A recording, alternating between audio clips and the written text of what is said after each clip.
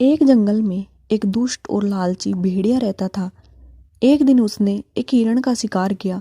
शिकार के बाद वह अपने लालच पर नियंत्रण नहीं रख पाया और जल्दी जल्दी उसे खाने लगा।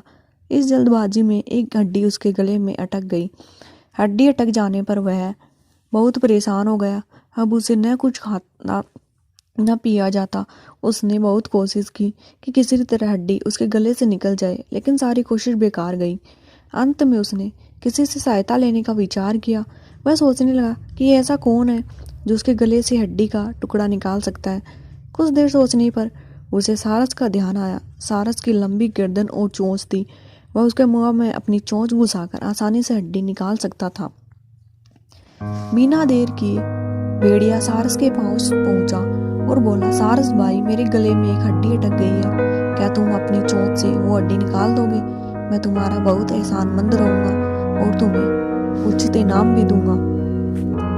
सारस पहले तो भेड़िए के मुंह में अपनी चोंच डालने से डरा, लेकिन बाद में वे उस भेड़िए पर दया आ गई और वह तैयार हो गया।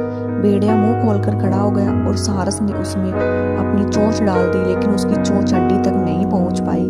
तब उसने अपनी आधी गर्दन भी भेड़िए के मुंह में घुसानी पड़ी। सारस की गर्दन मुंह में जाते ही लालची भेड़िए के मन में लालच जागने लगा। उसने सोचा कि यदि मैं इसकी लजीज गर्दन को चबा पाता तो मजा आ जाता, लेकिन उस समय उसे अपने गले में फंसी हड्डी निकलवानी थी, इसलिए वह मन मार कर रह गया। कुछ ही देर में सारस ने उसके गले से हड्डी निकाल दी। हड्डी निकलते ही भेड़िया जाने लगा। न उसने सारस को धन्यवाद दिया, न ही इनाम। सारस ने उसे रोककर कहा, मेरा इनाम कहाँ है? तुमने कहा था कि तुम इस काम के बदले मुझे इनाम दोगे। भेड़िया बोला, एक भेड़िए के मुंह में अपनी गर्दन डालकर भी तुम सही सलामत हो, क्या यह तुम्हारा इनाम नहीं है? इतना कहकर भेड़िया चला गया और सारस मुंह लटका कर खड़ा रह गया।